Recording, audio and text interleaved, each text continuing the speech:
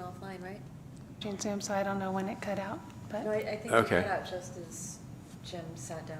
okay. So would you like to say anything by way of introduction or give information that the staff report doesn't have?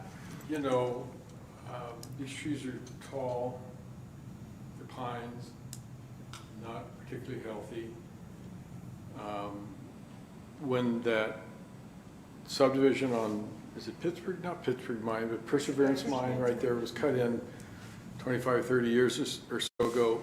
These trees are here, our land is here, and that it was cut, you know, on the downhill side, probably 12 feet or so of a cut down to where the road is there. So when that grade was cut years ago, it weakened that entire side of the trees. And the trees are, some are leaning this way, some are leaning this way. Of these four, they're pretty much right on the property line. And 2 or 3 of them have broken tops. You know, one has like a forked top. I mean, broken meaning that it's broken in the past and then it's put a, you know, like a co-dominant sort of leader up subsequently. There, and one is leaning really, it just keeps, you can just watch it year to year. Anyway, I would just like to take them down. And to take one down, they're all a problem of these 4 trees. It's just so much easier to take them all down at once. The neighbors have actually approached us saying that they are intimidated or afraid of these trees. I mean, these are tall pine trees. And, you know, we get a wind like that one we had a couple weeks ago, and, you know, those trees just come down. So, I mean, I'm not particularly eager to spend the thousands of dollars it takes to do it, but I just think it's kind of being neighborly, and it seems like a time to do it if the neighbors are afraid. And, you know. Okay, thanks. Is that enough? I do have a report here that I found actually from Randall Frizzell from 2006, and he actually sort of identified 28 large trees on the property, and he set up a monitoring thing on them, and he rated them for hazard and whatnot, and I have that. Those trees are, Randall rated them on a 1 to 10 scale for hazard. He rated those 10s and 11s and 12s in there years ago. So in a way, I've been remiss in not doing it here 2-4. So I'd just like to do it. And there's madrone that are coming up right there. There's cedar coming up right there. And in as much as those trees are so tall, you really only have the trunk that's sort of screening the houses from the view there. The madrones and the cedars that are young are giving whatever sort of visual screen is going to occur. It's there. They are there already. And our hope is that we can drop those trees back onto our land and then deal with the, you know, the slash and the timber from there, without having to crane them or drop them down on the neighbor's property or anything. Which is also part of the reason why I'd like to take them all at once, because they're all in each other's way to fall clean. So Okay. that's a theory anyway. Any questions for regarding the staff report, or any questions for the applicant? Do we have any public comments on this item? If you'd like to speak on this subject, please raise your virtual hand. No? Okay. Jerry? Any discussion? Anybody have a comment? No. Okay, how about a motion? I'll move that we determine the project is category exempt from environmental review as recommended by the city planner. I'll second. You seconded first. I'll second. A roll call. For the CEQA. Commissioner Brown? Yes. Commissioner Van Zant? Yes. Vice Chair Cobden? Yes. Chair Nye? Yes. Motion moved. I'll also move to approve the tree removal as proposed by the city planner. Roll call. Commissioner Brown? Yes. Commissioner Van Zant? Yes. Vice Chair Cubden? Yes. Chair Knight? Yes. Motion carries. Thank you, Jim. No, we all have to do is take the trees down? Have fun with that. This is the least expensive part of the project. The Madrone, by the way, is spectacular. The The one big one there? the big one on the left. Yeah, that one, the last 2 winters, we've had those really wet storms. We've had enormous branches on those things break.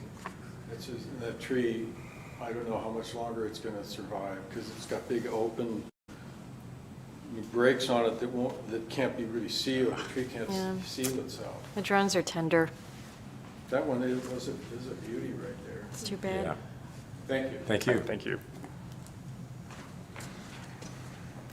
I pushed the wrong button here. The next item, though, is a discussion of the solar lighting for commercial street parking lot. It's item 5. All right, finally discussing this item. City Manager Sean Grayson is going to present the item and join us for the discussion. Good afternoon.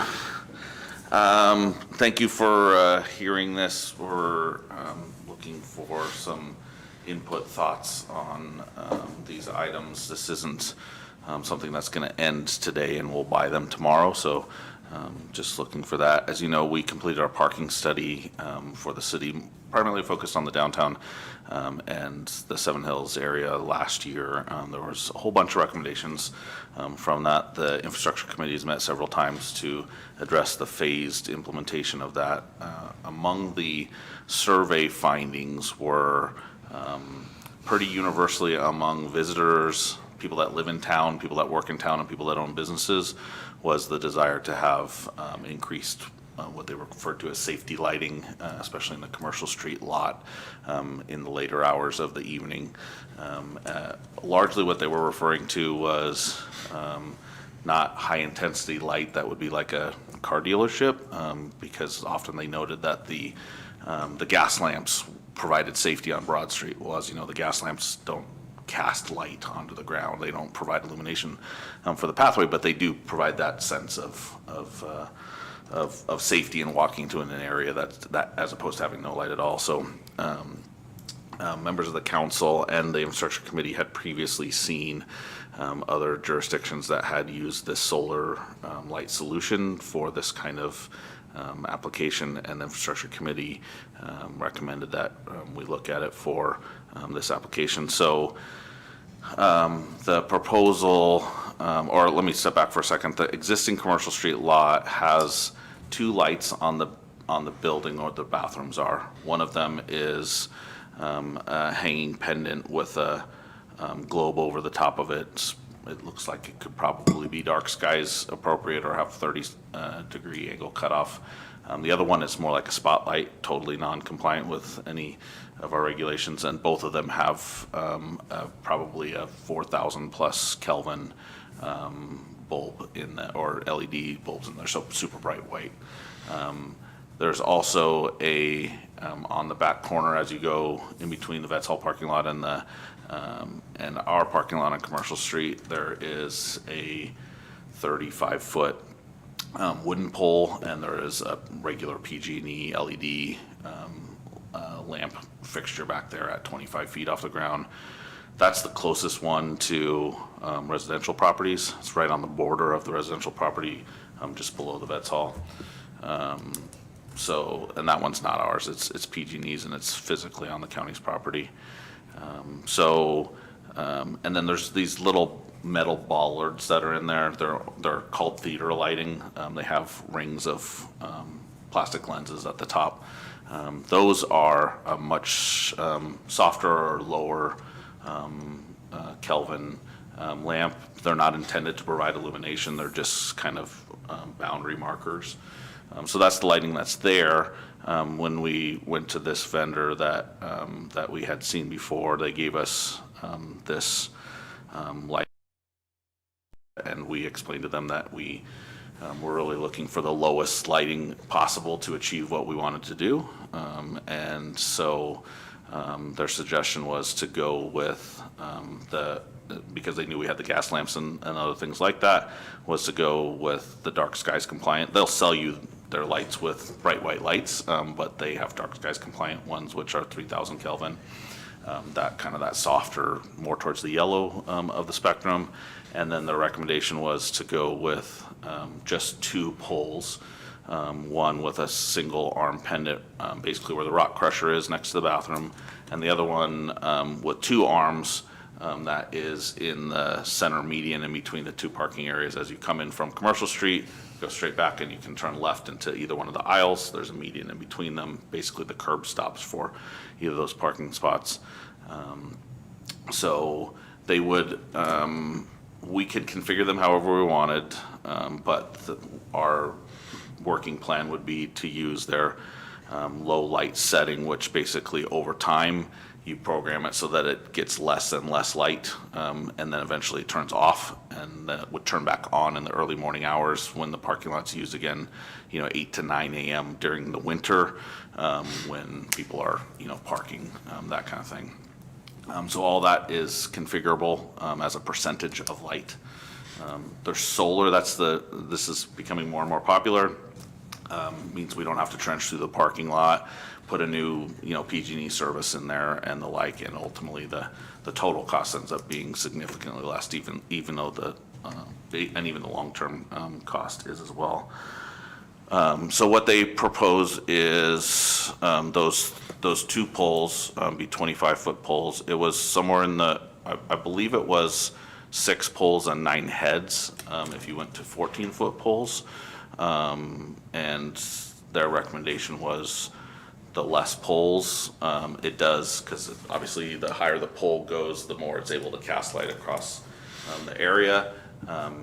It's not that it's impossible to do it with less poles, it's just significant, or with more poles, it's just significantly more expensive because it's more devices. They also suggested, because of the slope of Commercial Street and the fact that the residential units sit at above grade of Commercial Street, they would be looking straight out, and so they would see all of the heads. So the more heads, the more disruptive from the residential properties.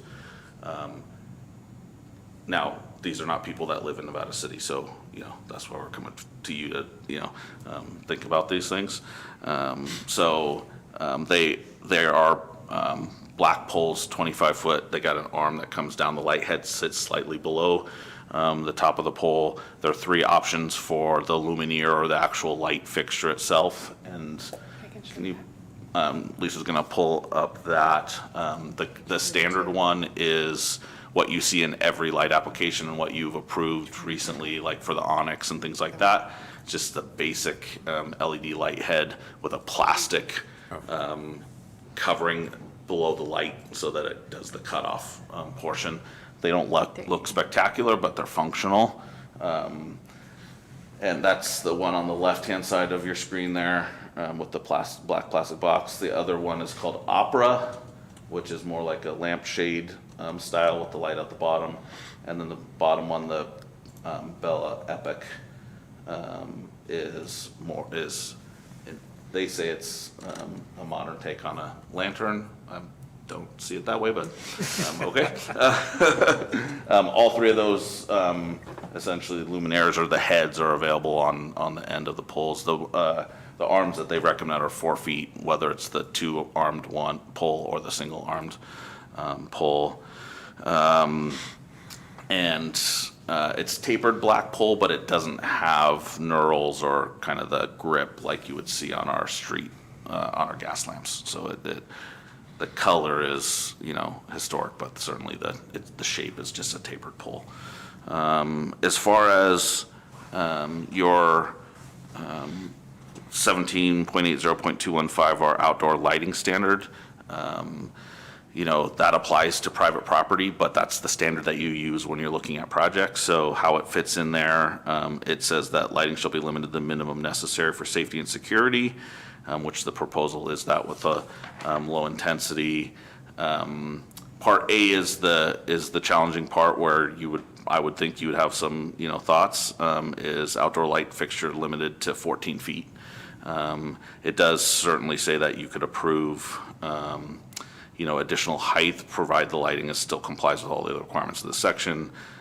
So obviously 25-foot ones are taller. It would put them at the same level as the PG&E light that is already there. The rest of the requirements are pretty boilerplate. It has to be high efficiency, so it's LED. They have to be shielded or recessed, and they are. I don't particularly like the plastic below the actual LED lamp itself on the top one, but if it was a black arm, you're not really going to see it that much. That's more of an aesthetic thing, but it does provide that below the LED cutoff. And then our standard talks about no lighting of private property shall produce an illumination level greater than 1 foot candle on any property within a residential zone, except for on the site of the light source. The average on the parking lot is 0.3 foot candle. So you're not putting anywhere near 1 foot on any of the adjoining properties. Can you repeat that, Sean? I got lost a little bit. What? Yeah, so the code would allow you to approve a light fixture, like for example, at a new business that put 1 foot candle of lighting onto an adjacent property, onto a residential property. Okay. And a maximum of that. Okay. You certainly could say, no, we don't like that, or, it's intrusive, or, but that would be the maximum that the code would call for, onto essentially off-site. What this lighting plan demonstrates is an average light coverage in the commercial street lot, not the adjacent lots, but the commercial street lot of 0.3. So a third of what you could put off-site. So there's essentially no off-site light. There's a maximum on-site of 1.1. That's right below the head that's in front of the rock crusher. But it kind of, blends out from that point. So it is a pretty low intensity use, and that's at 100% coverage. It would dim down from there if you set it to do at certain timers. The infrastructure committee envisioned this as a trial. So because they're solar, we would be mounting them to the ground, but they could be lifted up and taken somewhere else. Like many things, they're looking at doing an iterative approach to what we're doing with parking. So we know we're going to change out all of our meters eventually to accept credit cards and the like, but we're not going to do it all at once. We're going to do a segment probably of Broad Street and see how it works, and then see how people react to it, how much they use it, and then deploy the right solution. So they're looking to do the same in the commercial street lot with a kiosk instead of meters there. And then with lighting as well.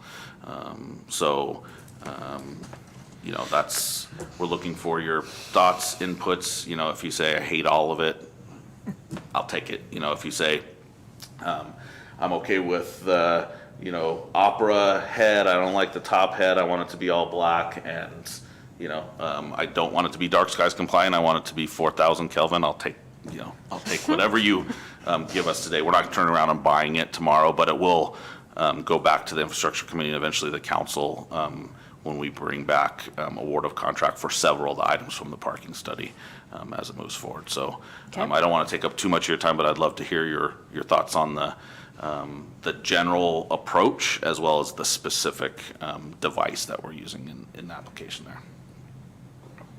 Any questions to start with? About the I staff had a question report? about what the trial was, and you answered that, so thank you.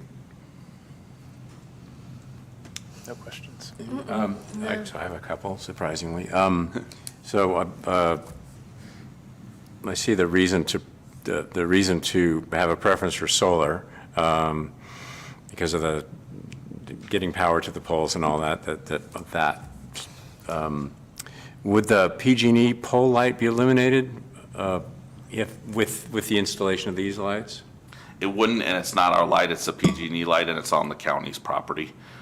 So it's essentially providing illumination to the parking spots along the eastern border of the Vets Hall against the residential property. Yeah. And the pathway between the Vets Hall and our lot where the two rumble strips are. And then those back parking spots that aren't pull-in, but we have kind of parallel parking stalls that sit along the back fence line there. I would jump in as well to say that I am under the informed impression that if we wanted to make a consistency between the two parking lots, there's a lot of goodwill on the end of the county to figure that out. Yeah, I mean, in a perfect world, we would, take the same arm and put it on that wood pole and put a solar panel on it and make it be the same color and all that. It's got power coming to that pole, so obviously you're not gonna eliminate the pole, and provide some shielding, because it's the standard PG&E light that's there, which means it has no cutoff. It's just the housing and the LEDs sit on the bottom, and it just, casts essentially, 180 degrees. And those, my understanding is that those PG&E lights have predetermined cutoff appliances that can be applied to them. So that's not, it requires no re-engineering if there's a request made and a fee paid, I think. Correct. to shield I it. think they're right around $250 for the actual shield, and then they have a schedule for the cost of installation. They try to do it when they're doing other things in the area so that it has a minimal cost, but I believe Commissioner Ermshar may have explored that for down the street from her residence. And I asked about it down the street from my residence, too. And they're still not shielded, right? Correct. Okay. I think that was 2 years ago. Let's see, so the lights would not be on 24 hours? They would not be on 24 hours. During the daytime, they would be charging the batteries that are in the device. And then we could set the timing for when they would, what they recommend is that you ramp up the lighting, so as it starts to get dark, it comes on to like 30% to kind of balance it out. And then when it gets to the most dark, you're at 100%. But then when your people are starting to leave and/or sensitive uses are impacted because of timing, that you start ramping it back down, and then you would turn it off. In most cases, they recommend in winter months that it come back on when you start to fill up the parking lots, because it still is dark in the morning at 8 o'clock when people are coming to work. And just out of curiosity, are they configurable so they could be on later hours if you wanted it to? Are they It's got individually programmable? It's got a timer, and the programmer for the timer, the way they showed it to us, it's not like there's an app for that. So I assume it could be changed, but it didn't look to be like something that you would normally do on the fly. But we could Like find out. for Victorian Christmas or something where. Right. There's a Yeah, I lot believe of that is public- possible, but it's more of a, take the cover off of the item and reset okay. I think it's like dip switches. I mean, it sounds like the issue is more whether or not the light is on at 4 in the morning than it is 7 PM on Victorian Christmas, right? Right, or midnight at some other time if there were a need for it. That's just, a point of curiosity. And are we taking public comment on this? Actually, I do have a couple questions. Please. Yeah. I have experienced somewhere lights like that have sensors on them, so they're at a low level, very low level, and people walk by and it goes to a brighter level. Is that an option for these? It is, but there is something to the override part.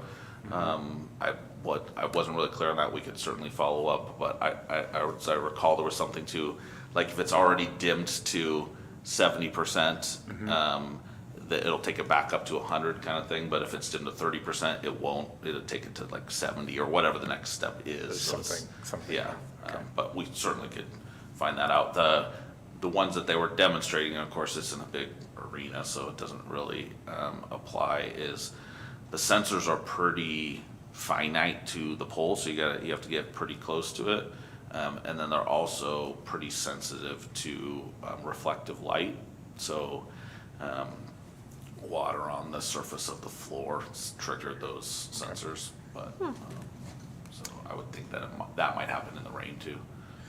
And on a different topic, what's the guaranteed lifetime of the batteries? I'm asking this, I was talking to a client yesterday who had solar-powered RFBs, and just a few years later, they're going back and running power to all of them because they haven't lasted. So these specific ones are a 5-year warranty, Super. bumper to bumper essentially, which includes the solar cell and the batteries. And when we price that, as opposed to installation of conventional lighting, which would be cheaper for the lighting itself, but the electrical application, especially there, because we don't have any more power now that we put the EV chargers in, we'd have to add a new PG&E 200 amp service to there, which is just gonna be extremely cost prohibitive. But that probably wouldn't be the case in most of our locations. We could do it cheaper, but when you penciled that out, even if it died after 5 years, at the 5-year mark, it was still gonna be cheaper than the conventional installation. And that didn't include the cost of power, which is actually not that much on LED lighting. Yeah. It says that it claims 10 or more years without maintenance. You probably Claims, say yeah. claims. Yeah. The Yeah. panels I'm that are guessing on maybe there 6 or 7. are pretty, I mean, they're all over the place. I mean, this company, and there's one other big company that does this on a broad scale. You know, they're like the 5th generation of those panels, and they have the kind of the traditional, they do last 10 years, and then every year after that, they're like dying. Yeah. So, but that doesn't mean that a panel might not die in 5 Right. years in one day. There's some spread in it. Exactly. Is there a plan for just general maintenance, like cleaning the cells that's built into this as well? Is that already Not being from them, considered? it would be from us. Of course, So, yeah. yeah, they have a recommended service interval. It's monthly, wash it down, Mm-hmm. and an annual, like, go up there and use the right solution and don't scratch the panels and do a good cleaning off and get around the edges and all that kind of stuff. But then they also recommend that after the snow season ends, that you do that same annual service, because you tend to get that, grit from the snow.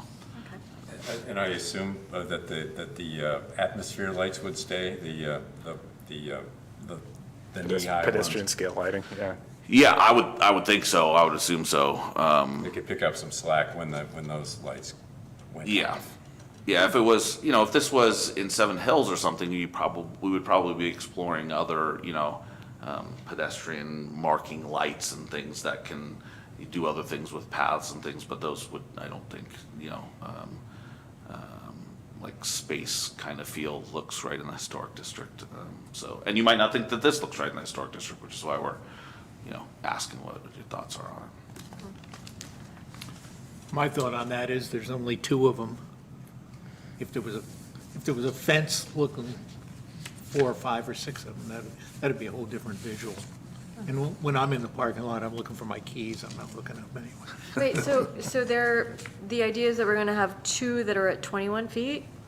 There's 2 poles, they're 25-foot poles, the lighting fixtures would be below that. They'd be at like the 23 and a half, 24-foot mark, unless you won't go with the Opera or the Bell Epic. In that case, they're another 18 inches below that, because then it's a pendant instead of the lights at the top. Well, I instead of the bottom. ask because in thinking about the visuals, it seems, Discussion. yeah, okay. Yeah. I ask Sorry. because I have a follow-up thought for discussion. Is there public comment? Would like to weigh in? If you'd like to comment on the subject, please raise your virtual hand.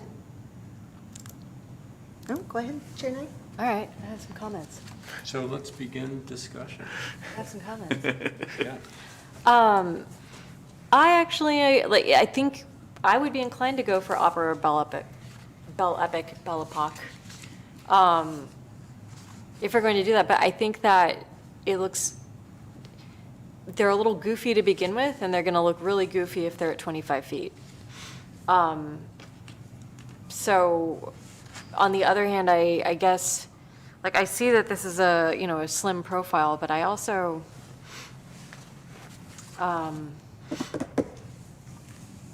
is the door open to have a shorter pole, or does that just not work out in terms of coverage of the parking lot? What We would it can look like? definitely go back to them and have them do a lighting distribution of it. This was, I would say, the consensus best solution to address the problem that we provided them. Of lighting, yeah. And we did tell them that, the height might be of concern, and that was their response.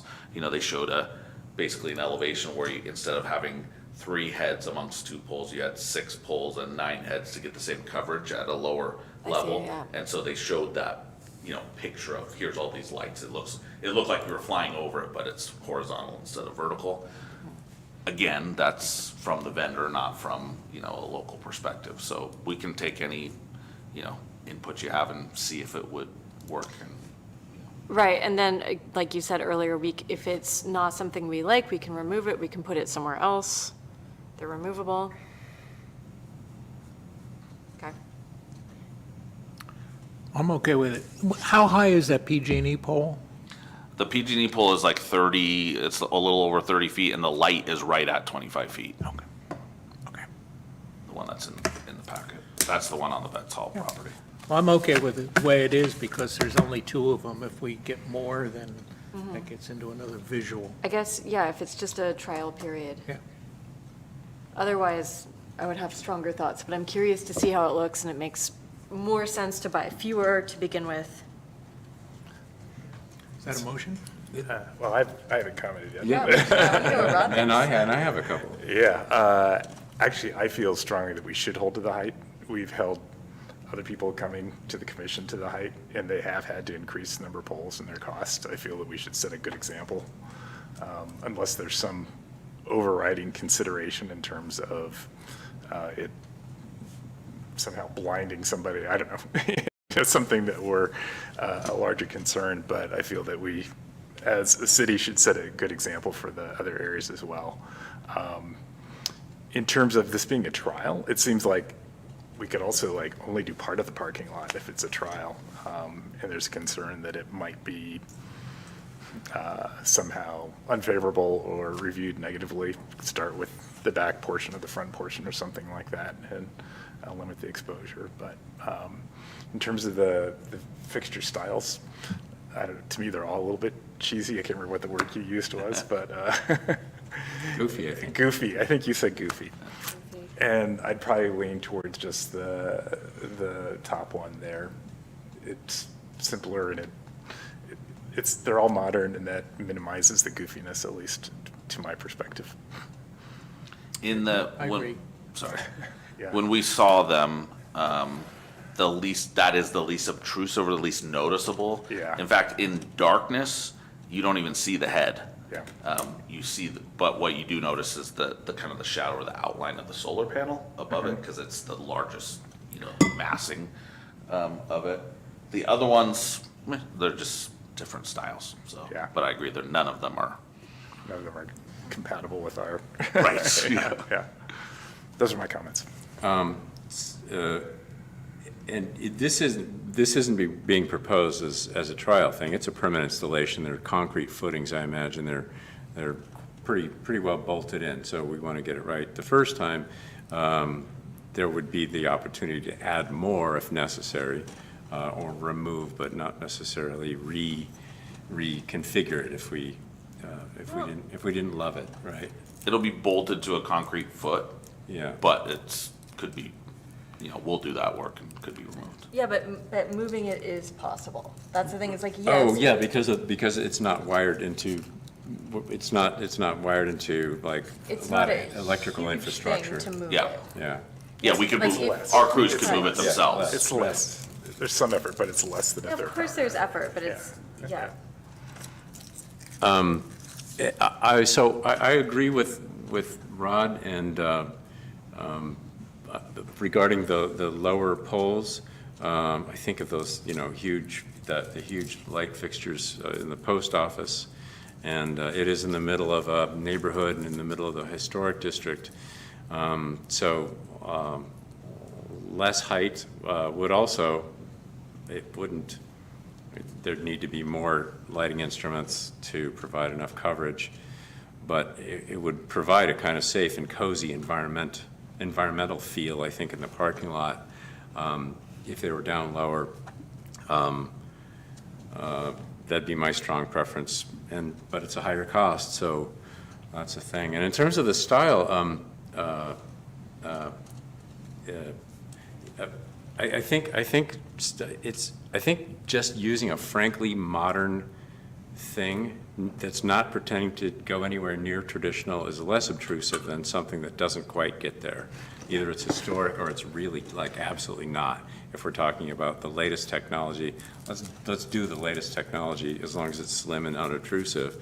So I would go for the or the simpler head.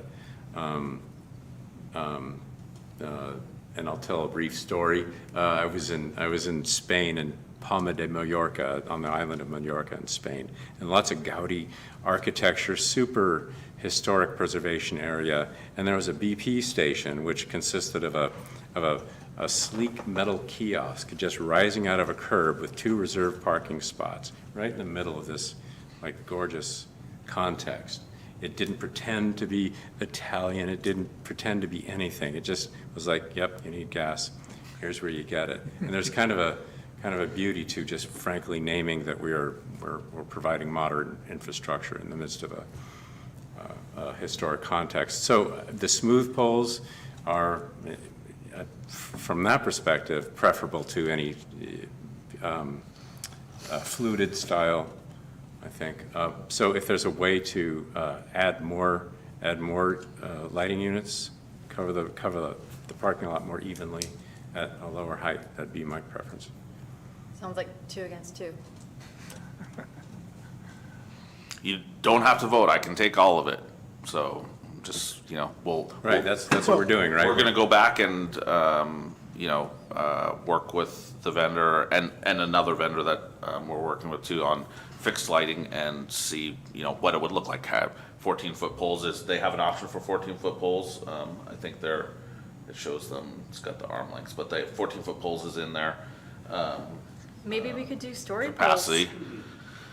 Do what? Maybe we could do story poles in the parking lot. You could get some 2x4s. Put them up. Oh, do you know what story poles are? I don't. They are like, kind of like Educate me. a mock-up of, it shows the height of something that's proposed to be constructed. Oh, I see. Yeah. Like when you see the wood outline of a house with the orange netting on it. Like we had story planter boxes. Yeah. Okay. Quite so. We learn something new every day. Yeah, yeah. One more thought too, more poles would mean more uniformity of light as well across there. There might be some advantage to that too.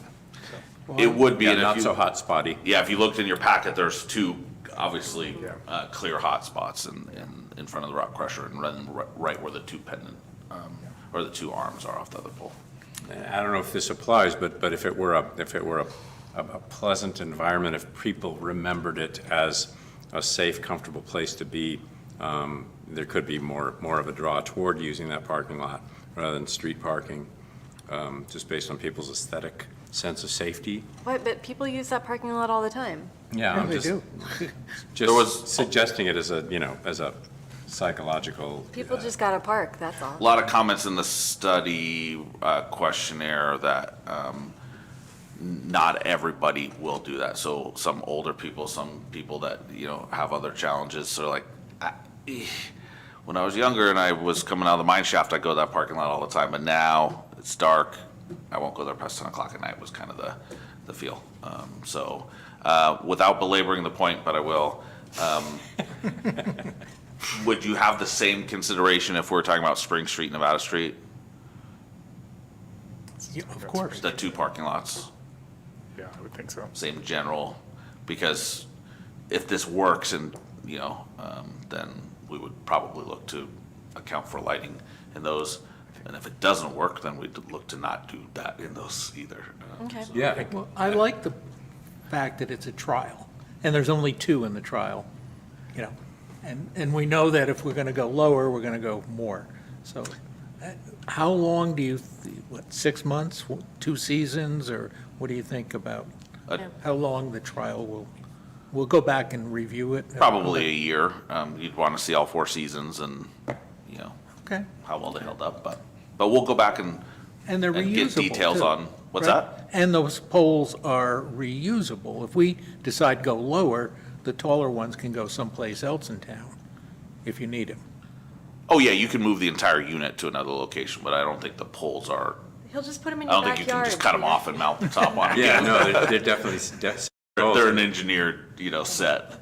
And then the logic for shorter poles would apply in all circumstances in the. Yeah, that's what I just wanted to. I'd say even more so on Spring Street, given that it's on the slope and going down. And right next to houses, yeah. Right next to Well, houses. yeah. So I think My house in even there, it's even particular. more important to get Okay. it to that height limit. Thank you for that. There's a pole that I would love to be traded on my street. For a shorter one? Yeah, it's like it blasts right into my window. It's very frustrating. We're across from Deer Creek School, and there's all those safety lights that are really obnoxious. We could go along with Okay. We sure could, we sure Okay, could. thanks, Thanks a lot, Sean. Thank you, I Thank you. appreciate it, and we'll update you all when we find out more information, or if it's gonna proceed to the council. Do we need a vote on this, or do, it's No, I'm just taking your input. I mean, you're welcome to vote on something if you wanted to, but I'll look at all of it. You're okay with it, how it is, you have input on the height, we'll look at all those different, I'll replay the tape. Yep. And thanks for running it past us. Yes, thank you. I really appreciate the opportunity for the Architectural Review Committee to look at it. Of course. and when people stop us on the street, we'll know what Thank you. we're talking about. Thanks, Sean. Thank you, Sean. Thank you. Hopefully I leave, it won't turn off the internet. Right? My to agenda button isn't working currently, though. Mine never works. Okey-dokey. Public art ordinance.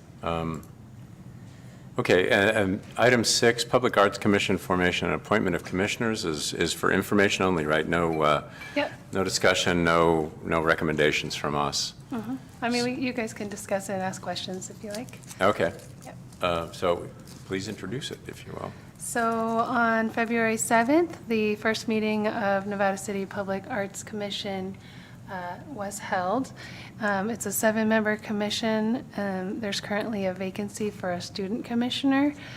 The members are, you may know them, Eliza Tudor, Nikaya Schwartz, Mira Clark, Kathy Wilcox Barnes, Celine Negrete, and Shannon Harney. A really great group. We sort of oriented them to the Brown Act and to their role. The reason that I brought it up is just to sort of refresh everyone's memory. I am expecting an application to come through soon for the Onyx Theater and whatever they're wanting to do. I think we all have an idea of what it is. So as a reminder, any developer doing a site plan or design review will have a public art obligation for their project. And if they don't want to do art on the project site, they can buy into a public art fund. The Planning Commission's role is acts as design review authority by reviewing the Public Arts Commission recommendation, the proposed location, dimensions, and materials of a proposed public art installation, staff's recommendation regarding consistency with the ordinance, and obviously the applicant's submittal and any other evidence submitted for consideration. I did want to remind you that for a couple of exceptions, art on public land, which would be city property, would need to be reviewed by and approved by the city council, and art in the historic district can only be temporary, and it must be approved by city council. So things in the historic district, the commission won't actually see those projects. They'll go straight to the city We council. won't see them. Yeah, the temporary art. Okay. And I suppose temporary art could be proposed in other places, like in the Seven Hills, but my guess is that most folks would want to do permanent in those locations. So there was a presentation by the Rotary group. They're going to do they want to do an arts competition, so they're formulating their ideas for that. And then they'll have the Public Arts Commission act as like a sort of panel to judge the pieces and decide a winner. It sounds like that rollout's going to take a little while. They're, not in a big hurry. And I just wanted to put the ordinance in your staff report if you wanted to re-review it, and just make you aware of that moving forward on for the city. Thank you, Lisa. Thanks. Yeah. Questions? I have a question. If it's on a sidewalk downtown, so it goes directly to the council, is the council, I know the council can be guided by our historic district, but they're not bound by it, right? In what way? Like as far as like architectural review? Well, compatibility with the historic district. I I mean, you know, a mechanical statue of some kind with blinking lights and all of that sort of thing wouldn't fit. And I would presume they wouldn't do something like that. I want to know is, are they guided by the historic district appearances, the Yes. compatibility? Yes, and they may request the planning commission to review it before they review it. Okay. Or they may review it and say, we like this, but let's have the planning commission review it. Okay, Yeah. all right, thank you. It's a just general principle, though. If the council is the one who approved the ordinance, they can always approve something to override an ordinance, I too. know that, but I was trying to get it under the rug right now. Or under the door sill. Yeah. And the rotary, the placement of that, is that at the Miners Foundry, or what, is there a location chosen for it? There is not a location chosen for it So, yet. so it could be in the historic district or not? Yes, they would rather do a permanent installation, but they're also looking at potentially doing a temporary that moves into a permanent location. Okay. Is there any public comment, or are we done with questions? Any public comment on this item? If you'd like to comment on this subject, please raise your virtual hand. No? Go ahead, Charlie. Okay, any discussion? I would just say that the temporary nature, just for Peter, the 90-day nature of the 90-day limitation on installation in the historic district kind of allows for something that moves in flashes and then doesn't become part of the city context. It goes away. So it can be, 90 days of neon. yeah, it could be, you should design something in neon. I'd have to demonstrate expertise, so it's going to Well, be a you're not while. convincing me that that's a So- good idea. Okay, but it could be controversial, interesting, ugly, and then it goes away. It's like, it's like a really true use of art to like, wow, and then it goes away. It doesn't become part of the cityscape. I mean, that's the idea of the short duration of stuff in the historic Yeah. district.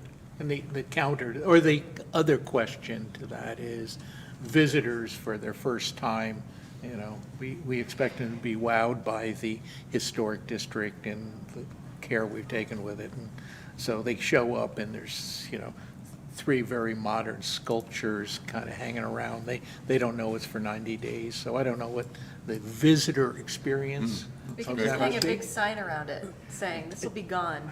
Temporary. Don't worry, I'm Expiring temporary. Disliked by, They had some questioned by the, move on. Please come back. Okay. leave your money.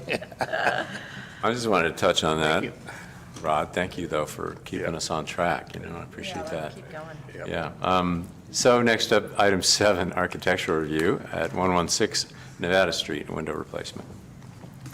Come on up, Joe. Hello. Hi, good afternoon. Thanks for your Commissioners. patience. Yeah, no worries. Got 2 on the agenda today, so. So the Collie House at 116 Nevada Street, we are proposing to replace 2 windows on the front wall that face the street. Those will be replaced in kind, wood windows for wood windows, double hung, same size, same locations. The rear of the building, we're proposing the replacement of an existing double hung window with a shorter window that will be located in a new shower.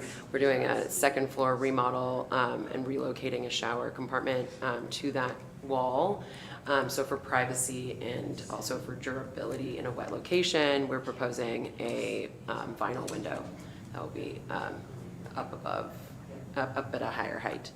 That window is only visible from the rear of the building, facing the creek, and is above a roof, and it's hard to see from any real vantage point that's publicly traveled. Thanks. That's it? Yeah, any questions? Does Lisa have anything to add? So 3 windows, 2 on the front, 1 on the back. The one on the, I'll just reiterate, the one on the back is the vinyl, so it is a change, and that's why this item is before you. And the 2 on the front are like for like, That's right? correct. Okay, and they'll be black as well, so same color. And we saw these folks earlier, or I guess last summer, and they did the repaint. It turned out really good. Yeah. Must have missed that one. And I do believe that the building is on the historic registry. Do you know that? I don't think it's actually formally on like the National Historic Registry. Yeah, I may be wrong on that. My apologies. It has a placard, but I don't think it's formally on the National Registry. No questions. Questions? No questions. Let's see. I do is so the intent is to duplicate the trim, because the trim will be removed to put the window fins onto the vapor barrier. So will the trim be duplicated? That's pretty It darn will, important. yes. Yeah. Yeah, it'll be Okay. matched to the existing conditions. And also, is that the intent for the shower window, to replace the sill detail? And I know it's not terribly visible, but the house is so, good. Yeah, well, the trim will match the existing conditions. Okay. Is there any public comment? If you'd like to speak on this subject, please raise your virtual hand. No, Chair Nye. Okay, any further discussion? How about a motion? Motion to approve. We'll second it. All right, roll call, please. Commissioner Brown? Yes. Commissioner Van Zant? Yes. Vice Chair Cobden? Yes. Chair Nye. Yes, Motion carried. All right. thank you. And the place, my opinion is that the repaint looks really good. Yeah, I think it looks great too. Yeah. Very nice. And thanks for all the detail. I Yes. Yeah, know great it's only 3 application. windows, but it helps a Yeah. lot. Helps a lot Paint with a all the picture, for detail, sure, yeah. yeah. Thank you. Okay. Thank you. I have the next one too. Oh, really? Yes. Wait, okay, so Even read the packet? I was not looking at names, I was looking at things. Do you want me to introduce this item? Yes, would you please? Sure. So this is for 214 Drummond Street. It's an architectural review application for an ADU. Typically, ADUs, or many times ADUs, are able to be reviewed ministerially at staff level review if the project is consistent with our objective design standards for streamlined and ministerial residential development section of the code, which is section 17.82. There's certain requirements within that for windows, and this project is proposing windows that are different than what is in our objective design standards. I can run those down for you real quick. For the windows, there's 6 requirements. It requires window casing and trim, window material being wood, metal, or vinyl clad with 1.5 to 2 inch rails and stiles, vertical corner boards, which I believe is like trim. New residential units shall incorporate double hung, single hung, and/or fixed window styles with a minimum of 1 to 1.5 width to height proportion for windows facing front or side yards. Light configuration shall be either a single light true divided light or a simulated true divided light whereby grids are fused to the glass. If garages are constructed or remodeled and if windows are incorporated into the garage door, the window shall be oriented horizontally along the top of the garage door and shall not be located within the bottom third of the garage door. So that's if a garage door is staying in place. And then trim surround shall be provided all exterior windows and door openings. In lieu of exterior trim, windows can be recessed from the wall pane by a minimum of 3 inches. So this application proposes replacing the garage door with exterior stacking bifold glass doors. Those would obviously face the street. There is an existing fence that creates a sense of separation between the driveway and the rear yard, which includes the garage.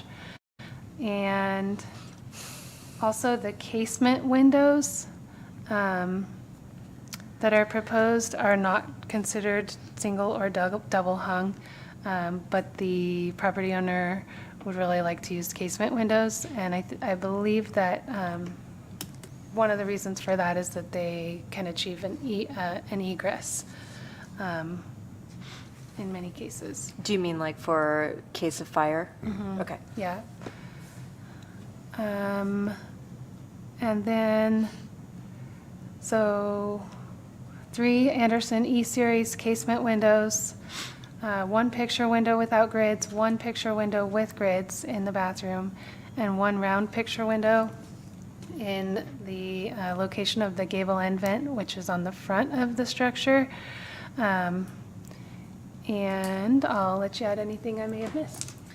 So the garage is existing and the exterior walls are quite short. And we're also padding out the existing floor because the garage floor is sloped to level that out. So the exterior walls will be quite short and there are stem walls, so we're unable to meet the height to width ratios in most locations, which is part of the reason why we are proposing them to non-compliant windows. And then the windows being smaller, using casement just allows for more open area on those windows. Makes sense? Okay, any questions from the commission? Surprisingly, I have one. The stacking doors in the front, in the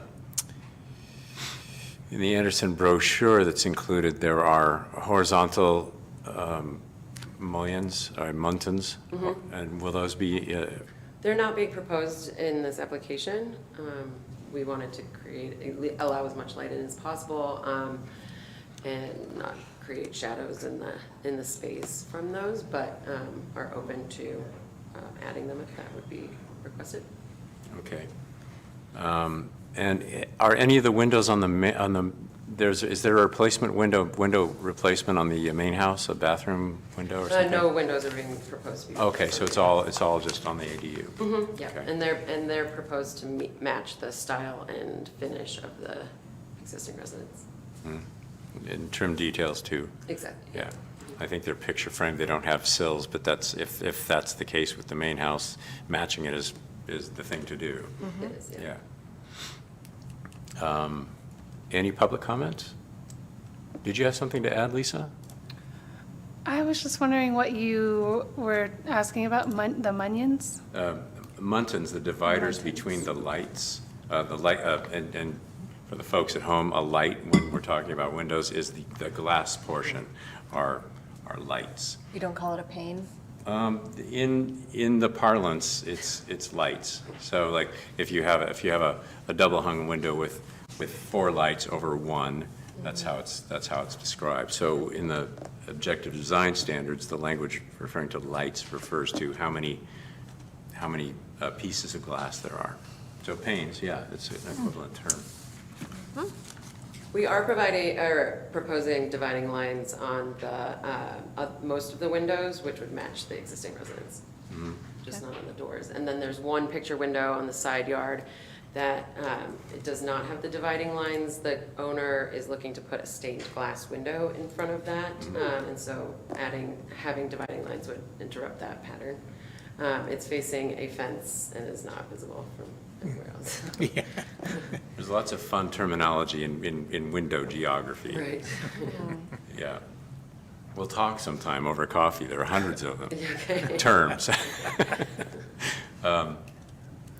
My question had to do with, in the brochure for the stacked doors. Stacked? How's that said? Bifold stacking. Folding out exterior swing doors. stacking.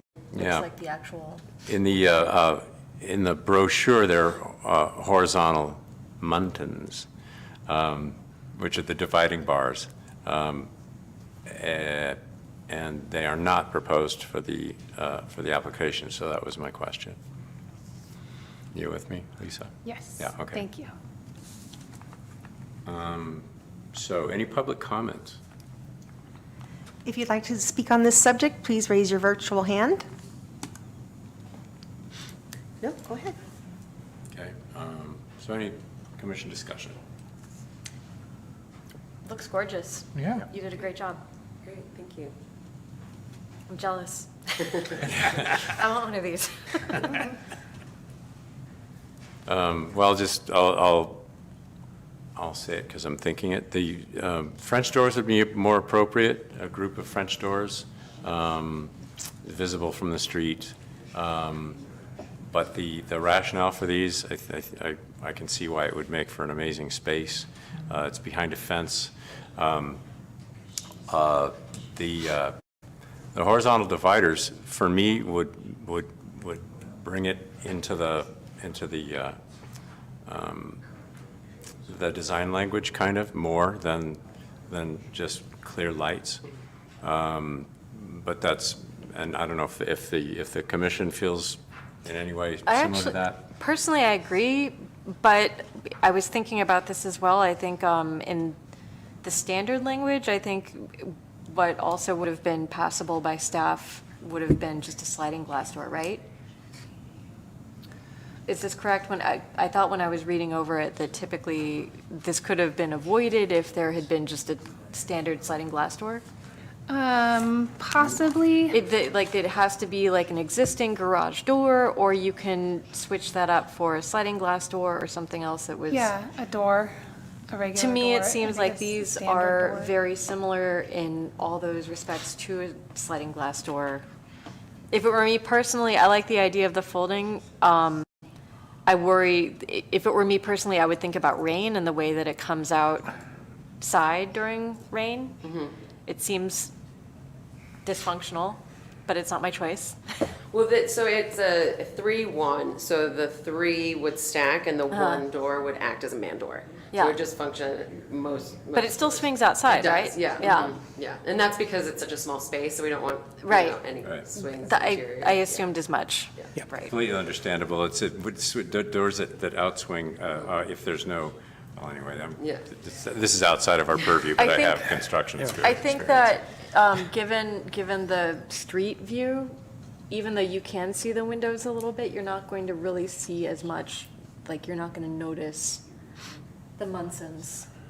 Muntins, Muntins. like mutton, but throw an N in there. With the horizontal dividers, the Muntins, they look more like French doors, like a group of French doors. And this is coming to us because in many ways it doesn't comply with the requirements of the ministerial approval because it doesn't tick all the check boxes for the objective design standards. And we certainly have, like latitude to approve it. It's coming to us because it doesn't hit those check boxes. So if it were a French door, but, essentially, just one light, no muntins, would it have come to us? No. So there is a section that's not the section regarding ministerial approval, but it's just regarding conversion of a garage into an ADU in general. And it's, actually, sorry, it is in the objective standards, and it's for any unit developed within a converted garage, the garage door shall remain in place and look functional, or the garage door shall be removed. If the door is removed, the project shall include architectural features, including siding, doors, windows, trim, and accent details. The landscaping, such as a landscape strip to disconnect the driveway from the building wall, so it is not apparent that the structure was originally a garage.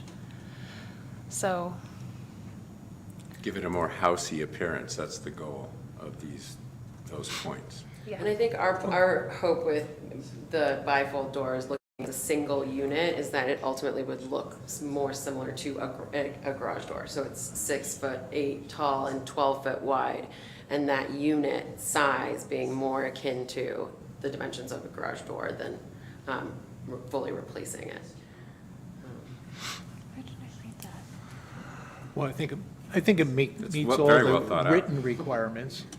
The other ones are the width to height ratio, like the bathroom window doesn't, No, I was just talking about the front. in the picture, yeah. Think it'll work?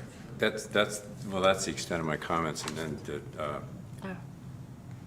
my gosh, And I have to be honest, when I had drive down that sliding street, doors I'm not instead looking of at the sliding houses, common I'm looking doors. at trucks coming my way. and as for the side windows, I see no issue with those at all. That makes a lot of sense. Compelling reasons to not have them in the aspect ratio, as it were. Yeah. So would someone like to make a motion? I move that we approve the project as presented. I'll second that. Roll call, please. Commissioner Brown? Yes. Commissioner Van Zant? Yes, Vice Chair Cubden? Yes. Chair Knight? Yes. nice job. Great. Thank you very much. Yes, really Thanks. nice job. Thanks, Thank Joe.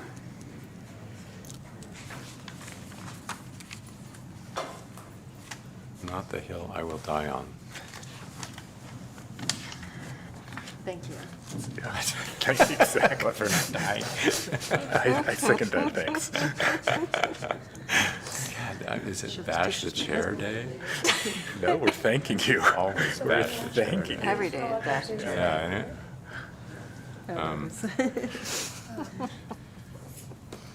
Trying to get back to the agenda. I think we're on page 101, if it's helpful. Yeah, I think that when we uploaded a new version of the staff report, the to agenda button didn't work.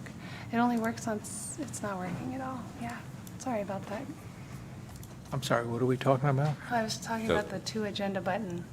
Oh. Sean added a couple of pages this morning for the lighting stuff, and I added some things yesterday, and so yeah, it's not working. But let us go to item 9, 803 Uren Street, ADU and Yurt. Would you You guys can- like to join us at the table here?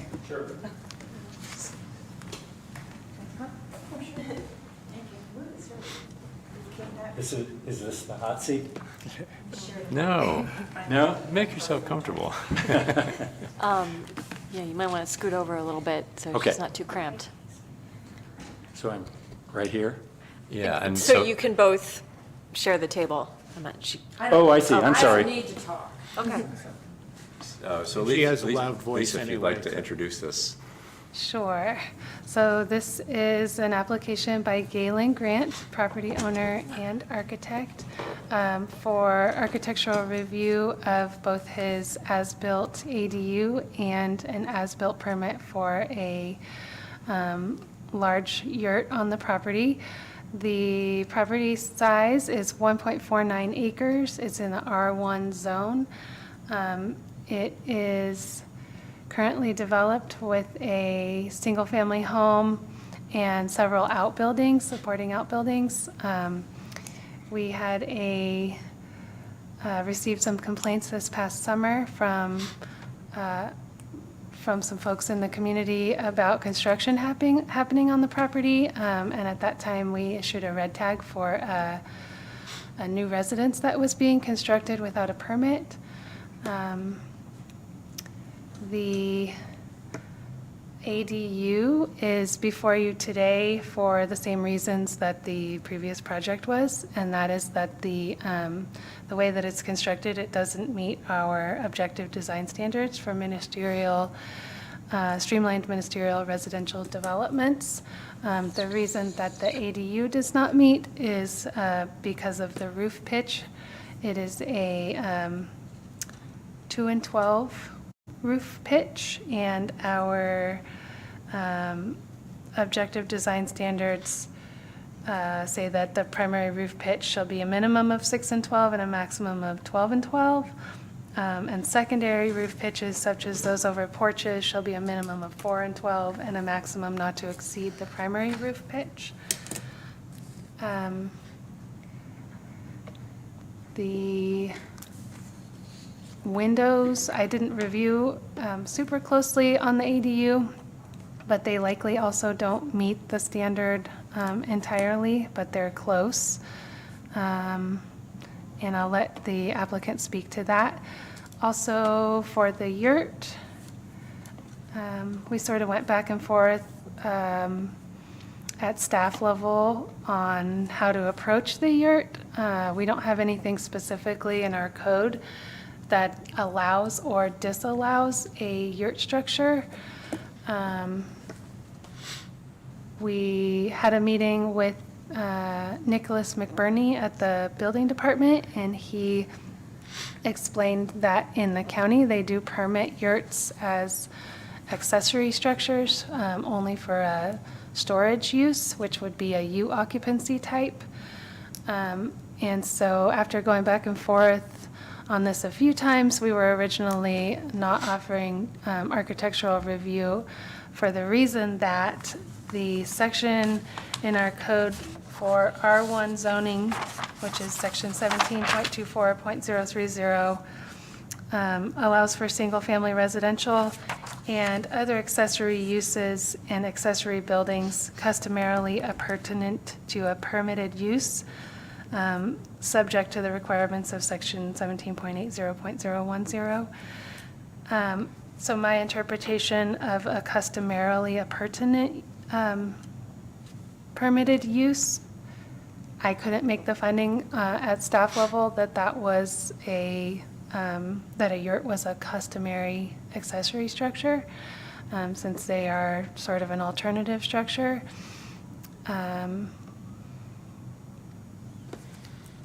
And the yurt currently has a full kitchen and a full bath, and also a wood stove. So it has sewer tie-in and electrical and water. The proposal before you, it would require that the yurt, if approved, be required to take the kitchen out. And so if it was approved, he would apply for an as-built building permit, and the inspector would verify. We do have concerns that the kitchen could be reinstalled in the future and that the yurt could be used for residential use. The reason that yurts, yurts are basically not allowed under the California code to be permitted as residential structures for two reasons that I'm aware of. There may be more, but one reason is that they can't meet the energy code requirements. And they also can't meet wildland urban interface requirements with the canvas siding and roof structure or roof material. So I guess the outcome of the yurt, if Galen Grant is granted architectural review approval, then he would be able to apply for an as-built building permit. And if he's denied that, then he would be required to demolish the yurt. There's another yurt on the property that is a small yurt that he is planning to demo and take down. And he has pulled a demo permit. So this yurt is already included in that demo permit. If he has an allowance to keep it, then he'll need to amend that permit.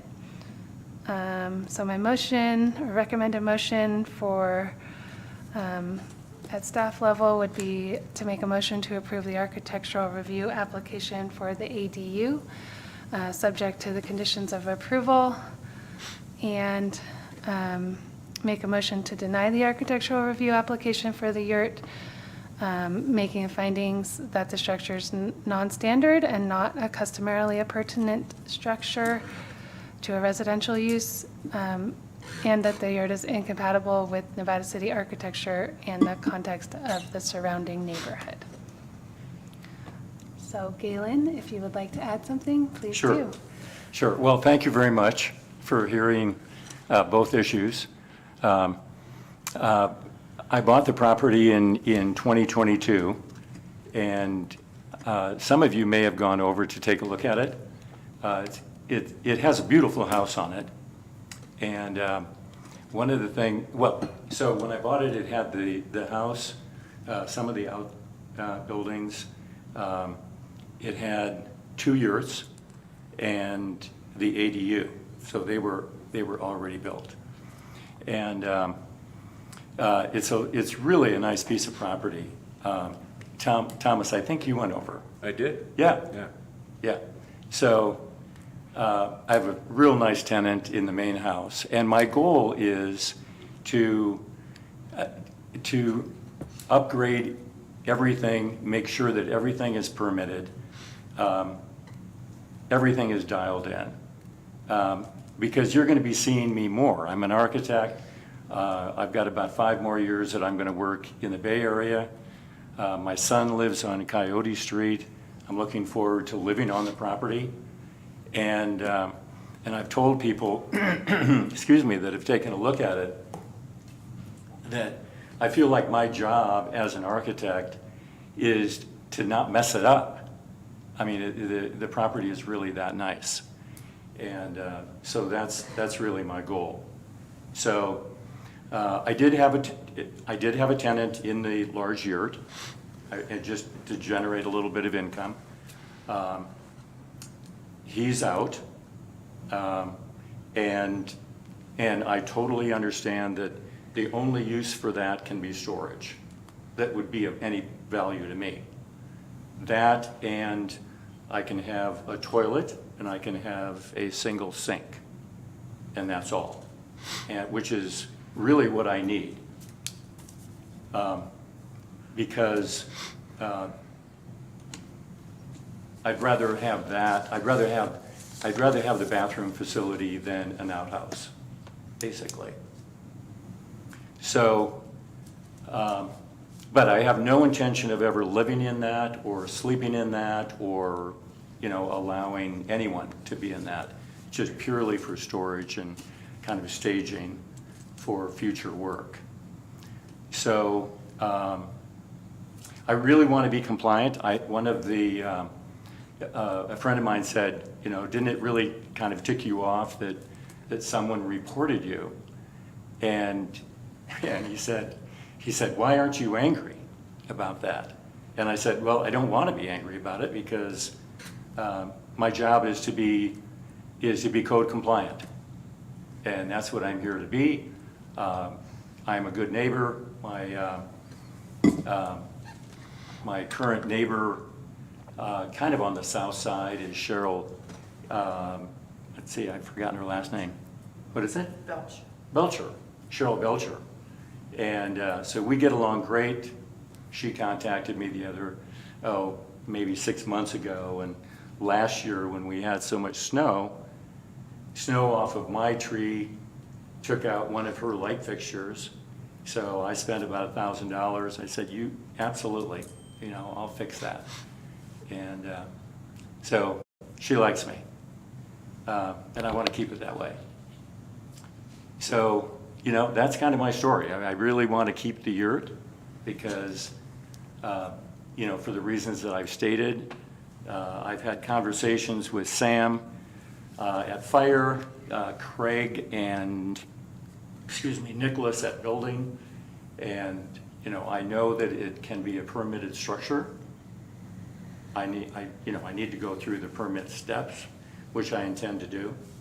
And I know that it doesn't have to comply, like the ADU has to comply with the high fire danger code requirements, which is new to me.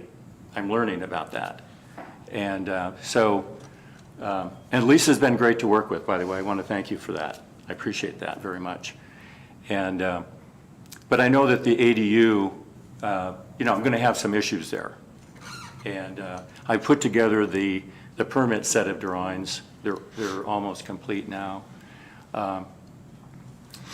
So looking forward to, and by the way, when we were researching the property, we found that the existing house had a permit that had been pulled for some electrical and a little bit of plumbing work that had never been finalized. So I had Monty, the building inspector, out three or 4 weeks ago. He determined that there was still one electrical problem. That was fixed yesterday. So I'm going to be ready for a final on that. So my point is that I'm trying to check off all of the permit boxes and be a good neighbor and be a good architect. And you're going to see me doing work here in town. So this won't be the first time that I'll be presenting things to you. But you're going to like my work. And you're welcome to look at my website from my firm. This is not a firm project. This is my personal job. But my firm name is FCGA Architecture in Danville, and we do brilliant work, quite frankly, award-winning work. So, and I'm happy to be here. My son is thrilled. You have a great town. Thank you. Sure. Let's see, well, any questions about the staff report or for the applicant? I do, excuse me, I do have a question. So understand the reasoning for asking for the yurt exceptions because it's existing.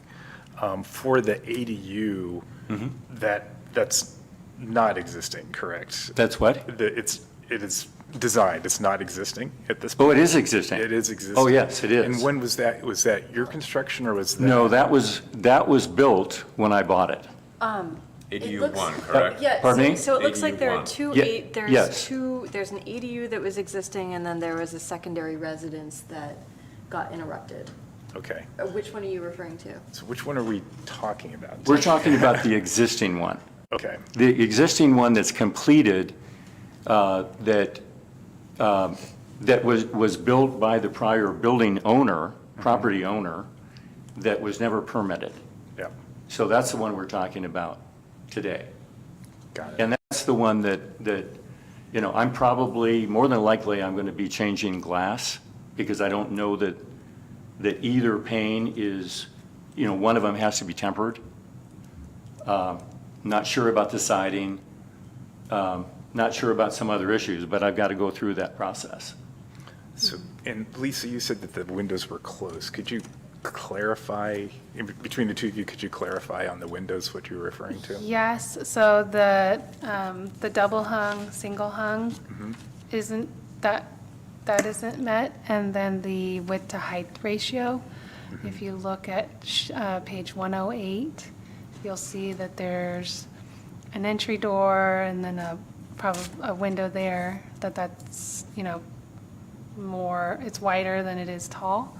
So that one doesn't. I want to interrupt it. And that pertains to the objective design standards. Yes. So this is architecture review because it doesn't check the check boxes for the Yes, for the windows and the ministerial approval because of windows and the roof. and roof pitch. Roof pitch, yeah. Yeah, I have a question about that. I'm very curious about why you have design standards where you're hamstringing designers, building design architects like myself, because I don't always do double hung windows. That's not always the best solution. And the height to width proportion, sometimes, windows are so ultimately important in an elevation, and you tell the architect that it needs to be double hung or single hung, or it needs to be height to width. It flabbergasts me. Would you like to answer that, Lisa? Because I can. the best architecture is not necessarily that. So that's heard, and I think Lisa probably has an answer for you. So the reason, as I understand it, that the objective standards included the windows in that fashion are to display what the city sees as Nevada City architecture. And so if state law is requiring us to allow for staff level review in a city that requires architectural review, the objective standards give us a way to create a sort of Some uniformity? uniformity, not only uniformity, but the look and feel that is preferred. Consistency. It's not necessarily to have things be like cookie cutter and the same. It's more to make sure that the styles that are being proposed are consistent with the architecture types that are preferred in the city, which is either mother lode architecture or Nevada City architecture. I know that that's a broad term. Very. Yeah, and then there's also our design guidelines, our city's design guidelines that aren't the ministerial approval. And those have a lot more information about those two different styles as well. Sure. Well, I mean, in the future,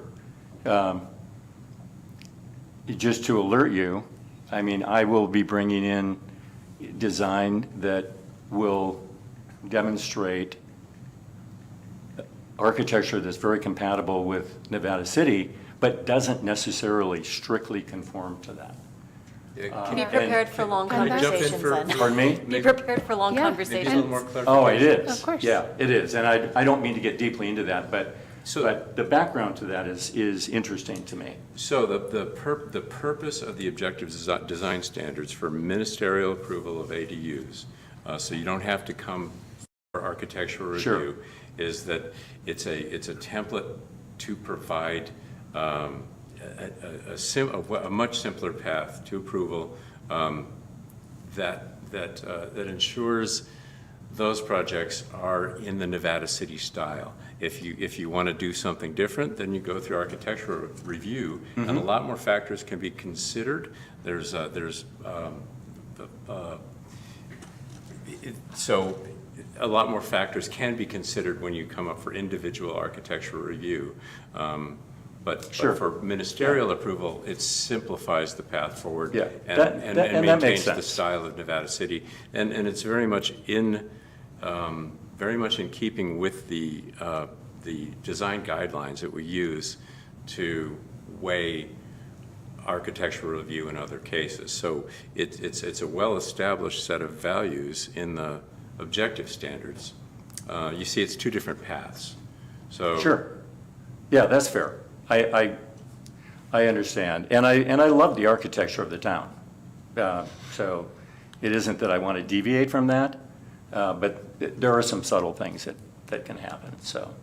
But yeah, and so architectural review is the process. Is the process. To explore that. Sure. And get an approval. Yep, Yeah. yep, fair enough. Yeah, just like the project that was being heard before yours, it was a garage conversion to an ADU. That architect was here because she wanted to use different windows. So there's only a few of them, but it's like if they don't match, then it Yeah. has to be architectural Yeah. review by the commission and not staff level approval. Yeah, no, that's your clarification on that makes all the sense. Yeah, it makes way You can- for. you can- yeah. Makes way for a shortcut. Sure. And encourages, hopefully, the Sure. development of small ADUs without a lot of, less red tape anyway. Yeah, exactly. Well, and it saves, and it saves on your time too, because this is an investment on your part. Speaking of, how about we get back on, can we move back to Yeah. the discussion? Sure, I did thank you. have one more question too. Yeah. On the yurt, I assume it's a felt material. Is there anything that would make it more flame resistant than any other felt that I would expect? Yeah, well, I understand that, the yurt is not it's not a typical structure. And I know that there are a lot of them here, but, and I've got a contractor friend that just built a couple on his property and uses them for weekend retreats for family and friends. That's what they use them for. That's what they were designed for. This one has so it's a canvas. Just to give you an idea of how it's made. The drawings kind of show part of that, and the photographs do too, from the interior, so the outside layer is kind of a tent fabric canvas, and then there is a sandwich foil insulation layer. So it does retain heat, actually quite well. And then the inside is like a lattice that wraps all the way around. And then there's a perimeter kind of a cap tie. And then from there, all these ribs connect to, the center cone if you will. The photo's on page 121. Yeah. But in terms of materials, though, it's a canvas, it's, okay. Yeah, it is. And that's why, that's why the city doesn't want anyone living in them. And I get that. Okay, thank you. Yeah, I just want to use it as storage. My question is, if the yurts, you applied for a demo permit for at least one of the yurts? When, I guess I have a lot of questions. The first is, why do you have to apply for a demo permit to take something down that was unpermitted? Because then it gives us assurance that the electrical and sewer connections are tied off correctly and that the building is actually down. Thanks, The okay. building inspector goes out, and it's the Perfect. way that the red tag is cleared. Great, great. For that instance, yeah. Great. Secondly, if it's demoed, does that actually mean it's demoed, it's destroyed, or are you going to maybe put it up on Facebook Marketplace, sell it to someone else, or is it going to go to the dump? Well, the one that I've, Just yeah, the one, little just the yurt one that is you're getting rid of? being demoed, and it's just being off-hauled. Okay. I would just add, there are plenty of people who would probably buy it off of you. It could go somewhere else in the county just because Nevada City doesn't accept them, as you know, other people do. Yeah, I did sell the small one. Okay. Yeah. And you have a backup offer. Yeah. Oh, yeah, probably. And I have a question about our, so if we do not find that the yurt that currently has a kitchen is not consistent with Nevada City architecture, et cetera, does that mean it has to be removed? If we don't make the finding to accept it, it has to be removed, or can it stay as an accessory structure, storage shed. only? Yeah, shed. So it's the same, it's the construction of any structure in the city requires architectural review. So Is there not, how many square feet is very it? limited cases, like a Four- shed 450. could potentially be built like under the radar or without review, but Could they come back and apply for, never mind, I guess that's what they're doing now. yeah. Well, I think the issue is Nevada City architecture. The problem is, this is kind of tucked away and it's small. We're asking questions at this Questions, point, so, questions. because we're asking clarifying questions, and before we do discussion, then we'll have public comment and then have discussion. I do have a question, but I'll fold it Okay, in all right. later. Okay. Okay, So just so that you understand, my intent is to conform with the regulations for a U-type structure. And I verified back in October from the building department that it absolutely can be permitted as a U structure, and it does not need to comply with the high fire danger requirements. So I've got that in writing. if it's not being used as a residence. That's right. It can't be used as a residence, so anything related to the kitchen or bathing has to go.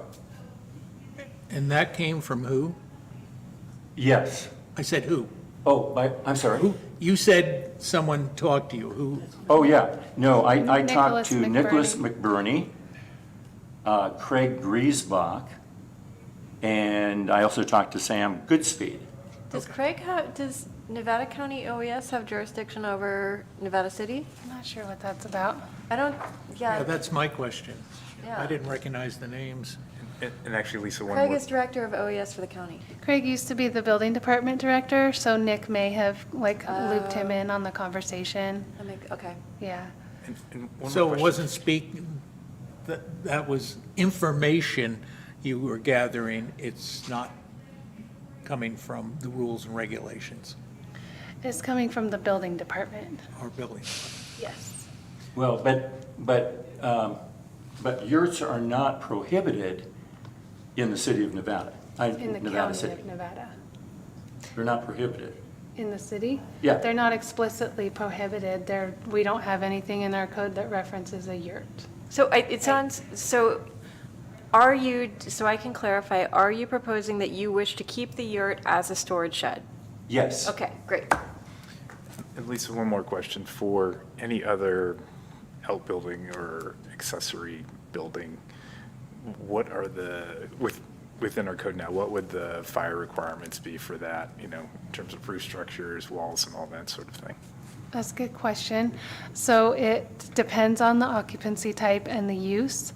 So if somebody was going to permit something where people were going to be working in there, like a backyard office or an ADU or something, there's requirements for like the hardness rating of the siding has to be greater than 5/8 of an inch if it's like a plywood siding. So the wood siding that a lot of people say, well, are you sure wood is a good idea? Like, I want the, cement hardy backer. The reason that the wood can be used is that it's a thickness rating. So if it were, he's looking at a storage unit. If this were a same-size storage unit, but not a yurt, what would the requirements be for that? In terms of Good. fire resistance and all Yeah, that? good question. It's a substantial size. I'm not sure what it would be, honestly, because the WUI requirements are different for storage-only buildings. And that's why they are allowed to be permitted under the California Building Code. But I don't know the how of that, I know that if something was going to be a wood-sided, that it would probably be required to be held to a higher standard, but I'm not entirely sure about that. Okay, let's play on that. What if it's a garage, a standalone garage? What are the requirements? It would likely be required to meet WUI requirements. Okay. Yeah. Garages have other requirements. that- Garages have other requirements because they're garages too, so. Yeah, Now, this yurt, since it would not have a kitchen, but in any case, it can't have a kitchen, if it can't, a storage space is less regulated than a workspace or shop. Is that correct? Those are different. A shop would be considered a U occupancy likely. Yeah. So if we find that the utility building, is that correct? Is that what U stands for? Just sorry, but. I'm not sure. Ah. Yeah. So if we can't make that finding, could the yurt remain as simply storage, but the plumbing would have to be removed? Well, similarly to a shop, which could be, it's up to the designer to, show which occupancy type their proposed building is being applied for. But similarly to a shop that has a bathroom and heating, the Yeah, yurt it could, can the have a yurt wood could stove. potentially. And it can have a toilet and a sink. Have you- Could- It's right here. And this dates back to 2018. And is this city or is this county regulations? This is county. This is county. So- I got this because the The building problem official there is is that we're county. talking about city regulations, not county. So my question, again, for clarification, is that can the yurt remain as a storage and not just as a storage shed, like a tough shed? Can it exist in that capacity with no plumbing with no plumbing Yes, and no heat? potentially. It can remain as that. If the planning commission wanted to, allow for it with an architectural review permit, the way that the code reads, an architectural review permit shall be required, and the planning commission shall be the architectural review committee for all applications for the erection or exterior alteration of any buildings and structures, or the removal, demolition, or raising of any structures. And then it goes on to say, in some cases, there can be staff level review. Can we, And other I think Russell had a comment. This is our city attorney. on the screen. I do. The use of the building will be, and then therefore the construction will be determined under the building code. So I don't know that that's particularly up for debate here by the Planning Commission. I believe your focus would be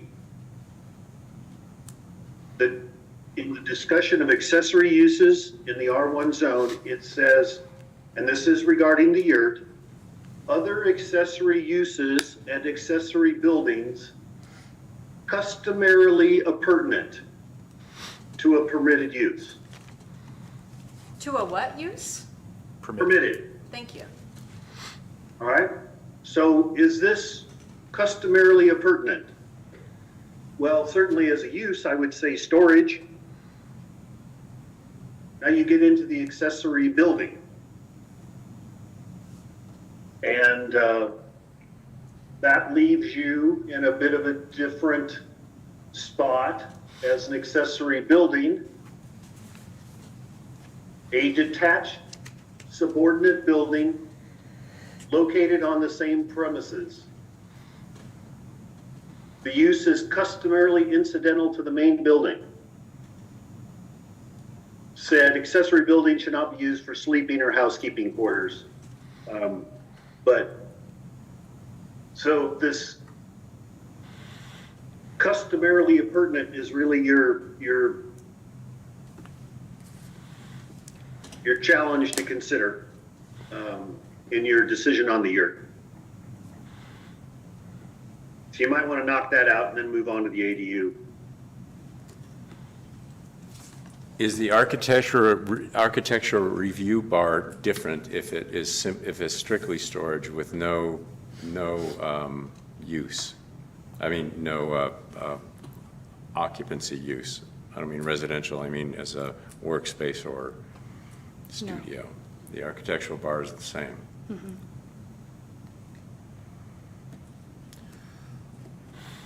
So that brings I up, would, go ahead, Russ. I would say that it is the same, which would include the fact that you're looking at a storage shed.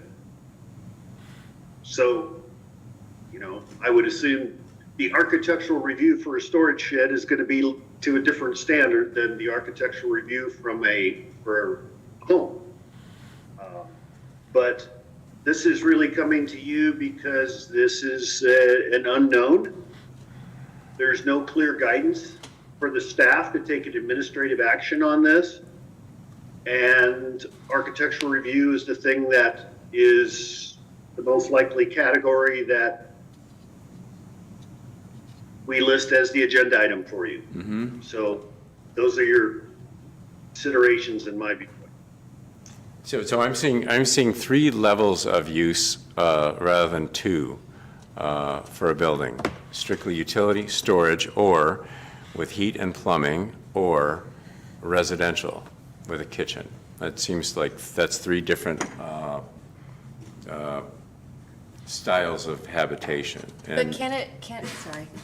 Well, and so the lower 2, which are neither are residential, are equivalent in terms of architectural review.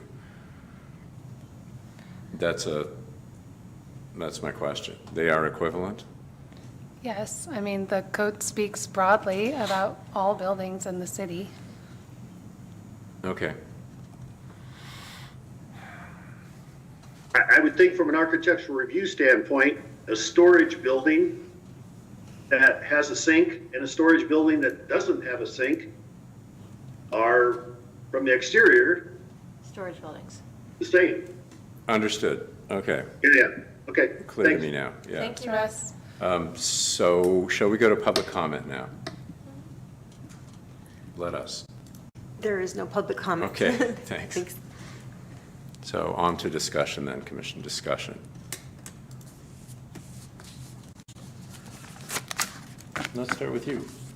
Huh, I'm of the opinion, I would like to see the yurt stay. I think it makes, I'm not offended by the yurt. I think that there's a lot of interesting use that could be made of it as long as it's not you know, a rentable space. I think that this is another issue that we have as a city as to whether or not we want to engage in the same broader conversation that Nevada County is engaging with about yurts and their use and how it impacts our city, especially on a very sizable piece of property where I live around the corner from you. I've never seen this structure before. But we have the rules that we have, and it sounds like we can keep the yurt there if it's agreed upon that it's a shed, Is that correct? What's the or question? that it's a storage. I said a shed, I meant a storage structure.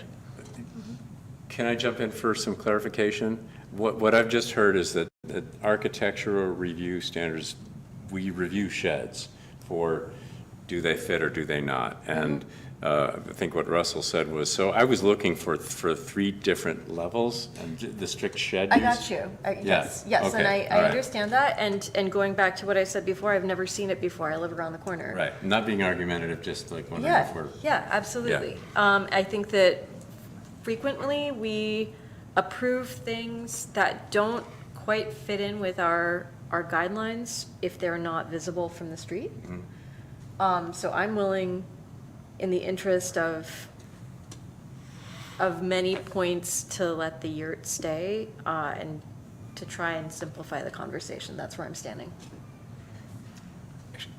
I'll go last. We're I discussing. was going to say, are we going to discuss the yurt and then the ADU? Yeah, we're on the I yurt. think that's how it would Yeah, be that's where we are. cleanest. Yeah. I agree. So, So I have some more concerns about the yurt. I don't think we would typically expect a 450 square foot storage building.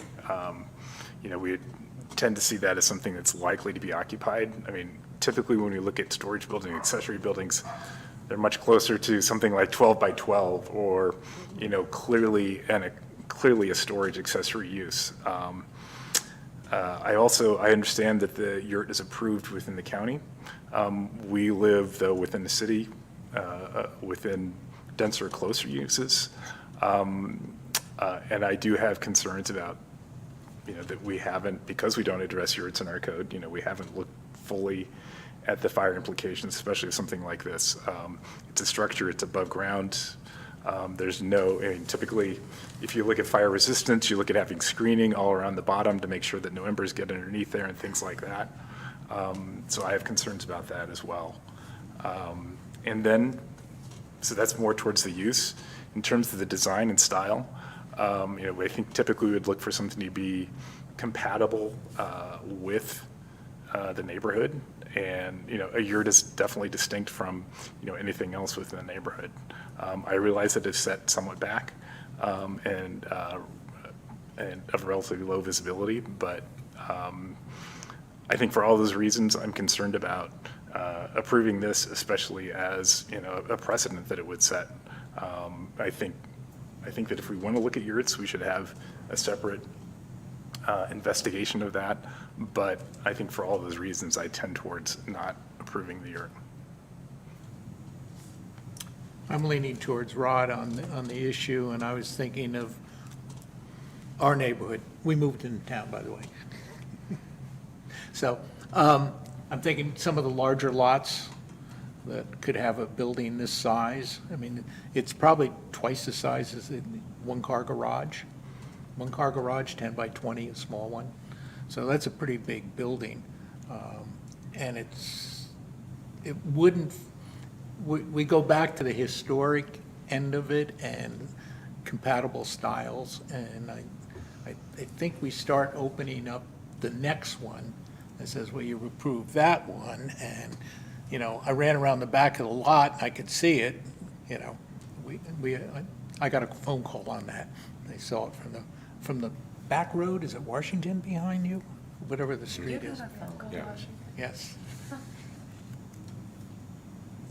Well, people are interested in these things. You know, anyway, I'm with Rod. I think this is the camel's nose under the yurt, and it opens it up for more use. And I think if we're interested in that, it should be process through our regular process as an acceptable structure in Nevada City and come through and end up in the code, if we're interested in that. I agree. I was looking for a way so that we didn't need to look at a yurt. We could look at a yurt in a different way for storage purposes. But since there's no difference between the lowest level, which is purely storage, and the next level, which is heated with a bathroom, I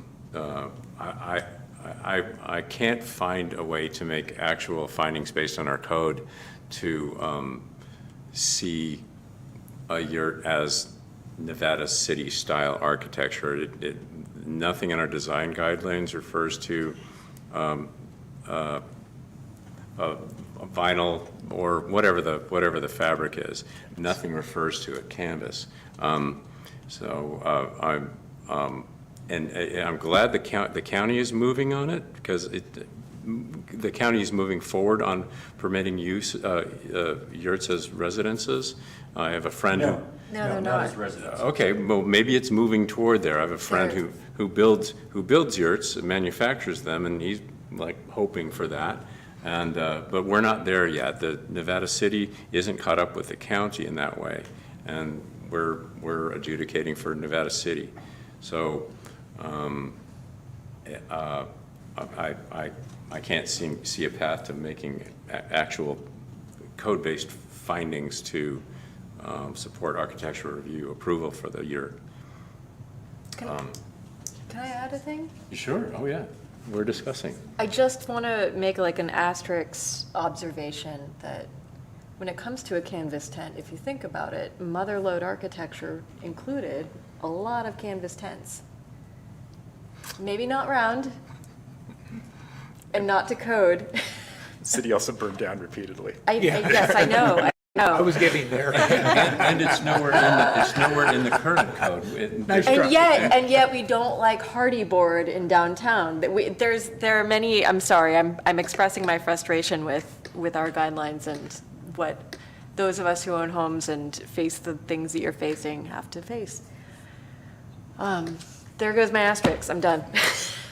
Well, I think something that's been misstated is that the standards for accessory structures, show me where your standards are for accessory structures that don't allow yurts. There isn't anything. We have sections in our design guidelines for accessory structures and garages, which I think I shared with you. I'm sure I did. Can I just say something? Sure. By the As far as way- I'm concerned. By the way, my name is Sandy Jansen. I do business as Cal Land Services, and I'm assisting Galen Grant in some of his land use procedures going forward. I would just like to say that a yurt is a tent, albeit a Mongolian-style design, okay, but is extremely wind-worthy, which we need to be concerned about, and they have held up under the most awful circumstances out in the middle of nowhere worldwide. And so yurts are very good that way. And I'd just like to remind this austere board that I do believe Nevada County was founded as a tent city originally, and Caldwell's store was a tent, if I'm not mistaken. So maybe tents need to be reallowed as a historical feature. I was just making that joke, but I think that what was quickly reminded is that we don't live in, when tents were dominating the landscape here, trees were not, because they were all taken down to create mines.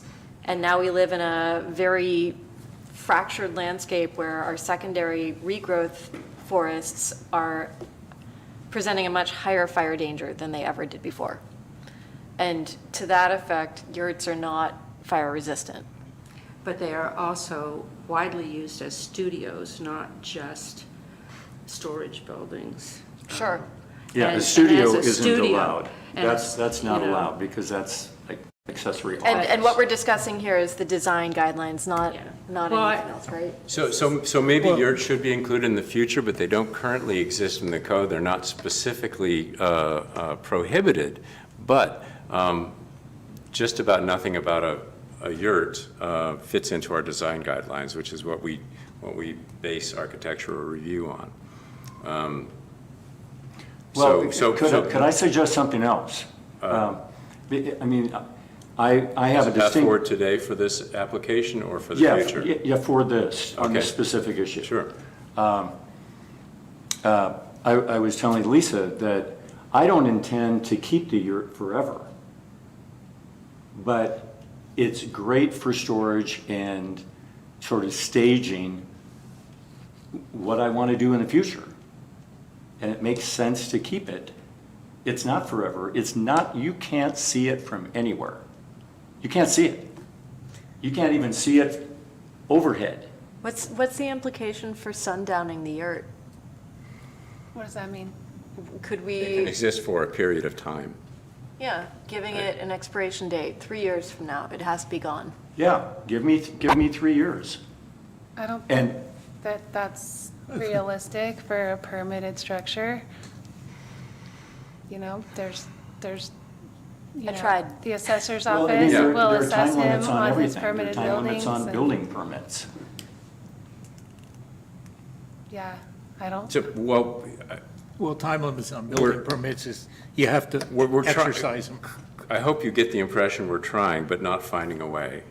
I hope you are recognizing that there's sympathy for this building that exists. I see Russ. Well, it's interesting to me that you delegate the building official role to the county, and this structure is totally permissible within So the county is one regulations. umbrella, and we are a But smaller Nevada umbrella City is part underneath of the that. county. Yes, and we have stricter I'd guidelines. like to interrupt. The city attorney would like to weigh in here, I think. Russell? Well, I just want to remind you that part of architectural review and you're looking at 1788-040, and if this is not in the historic or mother lode era, the Planning Commission shall review each application on its own merit and in the context of the neighborhood of the project. For example, plywood siding might be acceptable in an area of modern similar homes, but not in a neighborhood of old Victorian. So there is nothing about this that necessarily is holding you to the strict interpretation of mother lode architecture or Nevada City style. And what about safety code, Russ? That's a building department issue. Okay. Thanks. There was something else in here I wanted to say, and then I just got lost for a second. I'd also like to point out Oh, and that, then it says in new projects where no existing neighborhood sets the tone, the architecture shall be reviewed for general compatibility with Nevada City style of architecture. So in new project with no existing, which isn't the case here, I just wanted to go on and say there was more in that section. Right. I'll add to that, section B, the city's goal in requiring architectural review is to implement the goals of the city's general plan by preserving the character of Nevada City architecture in terms of historical value, site coverage and planning, volume and massing, materials, general design, and details. so scaling back to a neighborhood level, across the street from them, there's an Airstream that's permanent. Well, permanent, but not permanent. I think that, or maybe not across the street, maybe around the corner. Yeah, just down the street. Yeah. I'm taking what Russ just said as backup for my argument, that we should Taking this back let up. the yurt from mine. slide. I'm taking this back up. Do from we, mine. do we have a motion on this item? I'd like to continue on to the yurt, or the ADU. Would anyone like to make a motion? I'll move that we do not approve approve, we go with the staff recommendation that we do not approve the yurt. Second. A roll call? Commissioner Brown? Yes. Commissioner Van Zant? Yes. Vice Chair Cobden? No. Chair Nye? Yes. Motion carries. Okay, thank you. Sorry, Galen. Can we continue conversation about the ADU and the architecture of the ADU? I would like to ask if anybody is interested in a brief recess. Sounds like the chair is. I'll second. We'll have a, I'll second that. we'll have a 10-minute recess. Take a little break. Thank you. I Do I- can look do I- up and find out what's going on up at the county.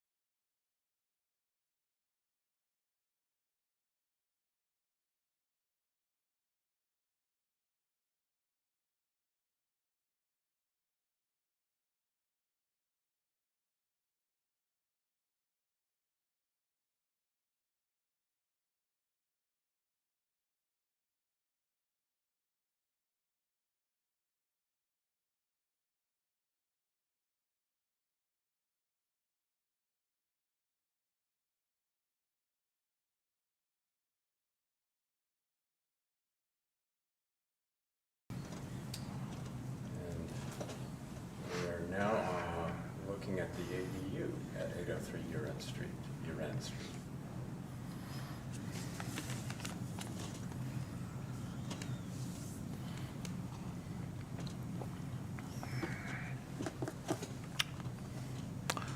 Well, my input is, I don't have any problems with it.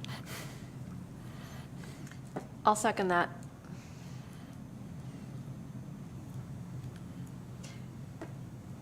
And let's see, has it gone through, this ADU gone through plan check with the county? No, So. that would be the next step, Okay. yeah. So there'll, like Galen was saying, there'll likely be some changes made. He might have to change out some windows to Oh, be, Tom, to your- meet the your WUI mic's on. requirement. Siding, I noticed the railing on the stairways was probably insufficient, would need some things added to meet code.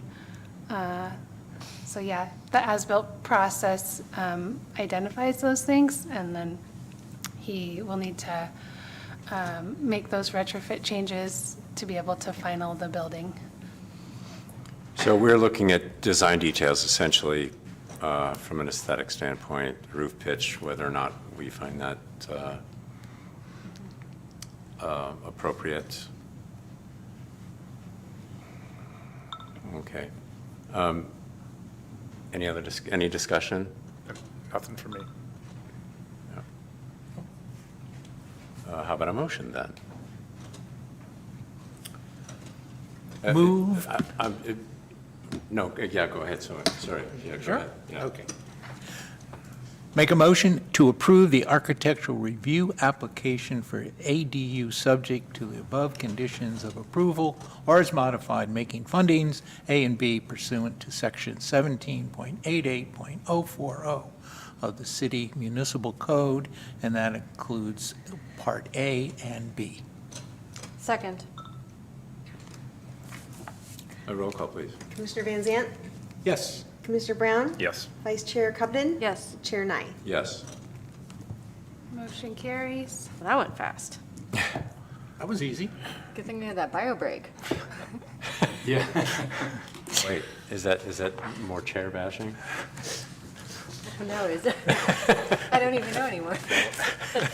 How can you? Yes. Tom. Is there anything else for us today? That's the end of the packet. I don't believe so. Our next regular meeting is on March 21st. Okay, thank you, thank you. Thank you. Thank you. Thank you. Appreciate it. We'll see you again. I'm 50% happy. Right. You didn't make me 100% Right, happy. right, understood. Can't win But them I- all. But I have some other ideas, so.